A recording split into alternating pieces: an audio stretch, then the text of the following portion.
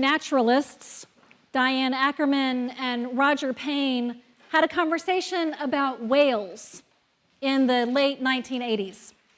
Particularly, they were discussing the size of a whale's brain, many, many times larger than a human brain, and the idea of intelligence in this water-bound creature that sings and nurtures and coordinates and travels.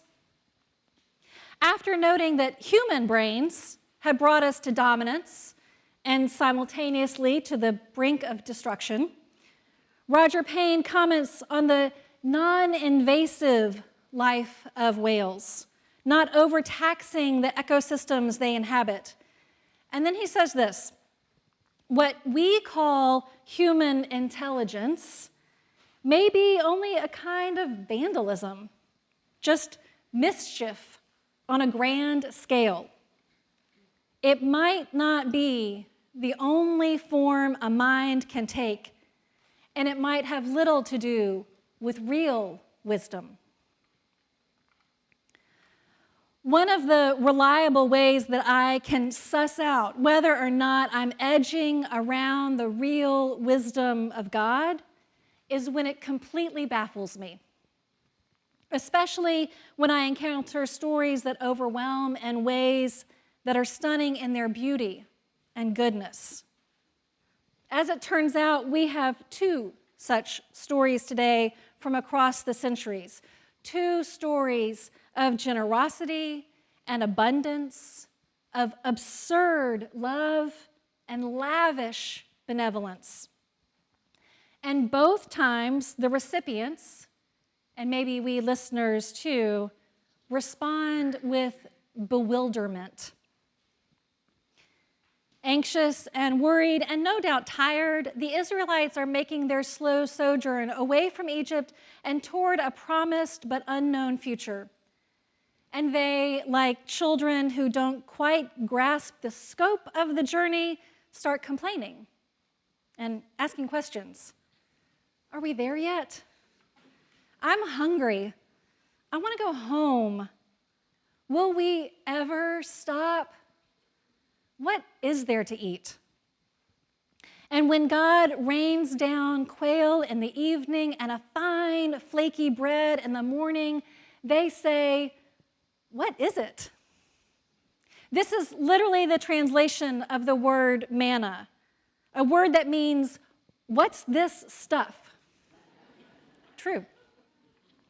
They are baffled and confused by the providence of God, not recognizing the gift at first for what it is: God's generosity made manifest.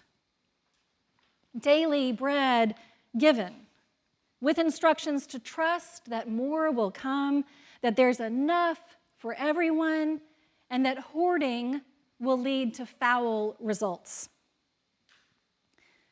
Similarly, in the parable Jesus tells of the vineyard workers, their daily wage, enough for daily bread, is handed out.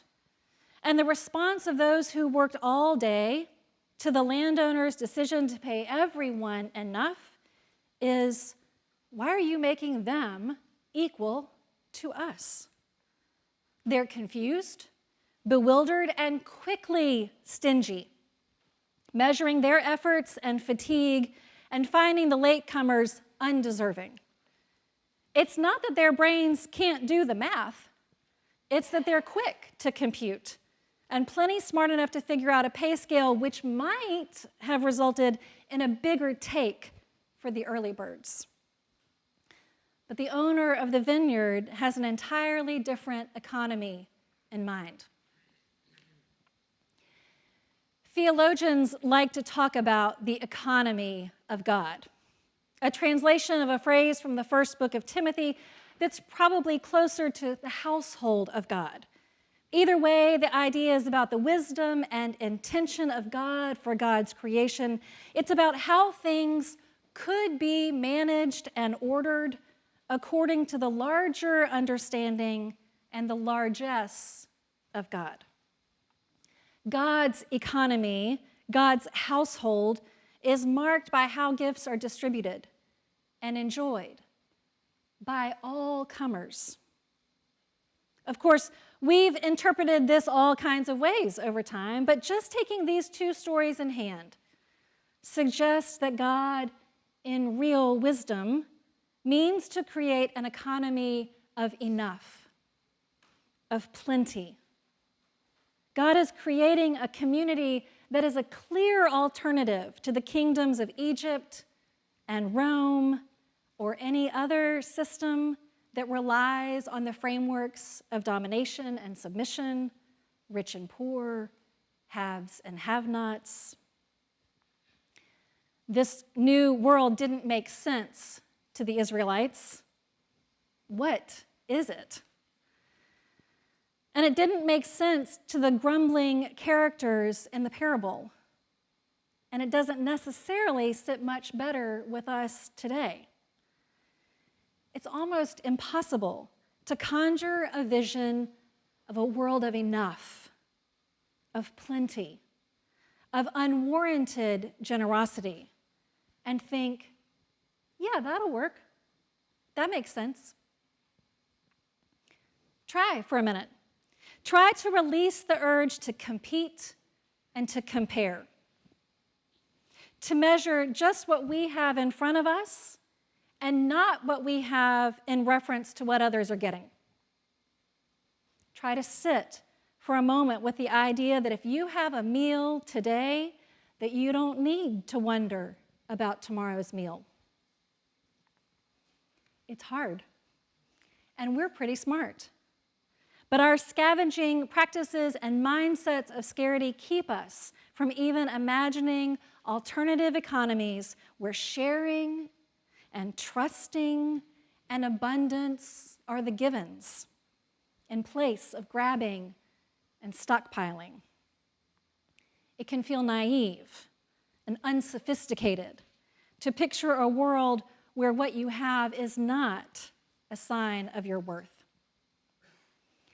It might be as strange and bizarre as imagining that whales are actually the peak form of intelligence on this planet, that their economy, their way of living without destroying, is a higher expression of what creation is capable of. Might sound crazy, I know, but we could use some practice believing impossible things, in being baffled. What Jesus often does in his parables is tell us about the world that we're part of, only to then render it completely unrecognizable. He told the crowds on the hillsides about familiar and known things, vineyards, and then made them wholly new, unfamiliar, and unknown. Encountering the real wisdom of the storyteller Jesus, or recalling a tale about an economy of enough bread appearing to satiate a nation of people, brings us to a place of amazement, sometimes disbelief. We ought to recapture the sense of being baffled in order to capture some of the essence of faith. Because what God was up to as the Israelites hiked was creating an entirely new people, a new community formed in contrast with the world of Pharaoh, of slavery and dominance, and it didn't make sense to them.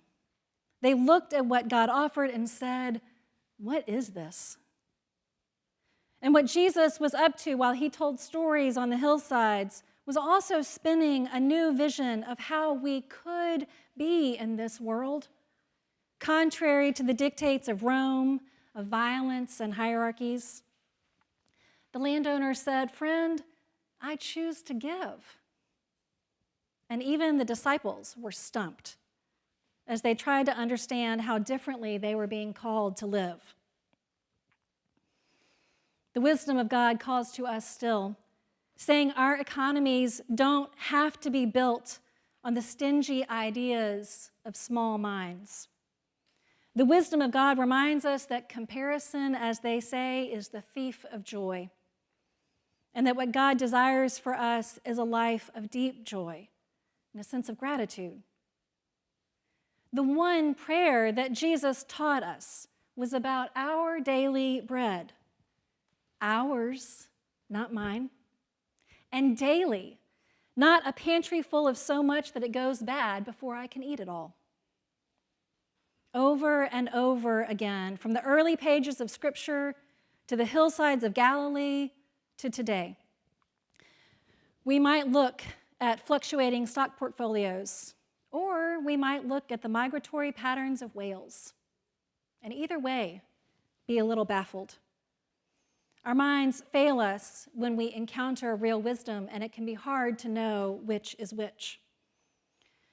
We stumble at understanding, flummoxed by generosity, and grumble, instead of seeing that the world could be beautiful and generous.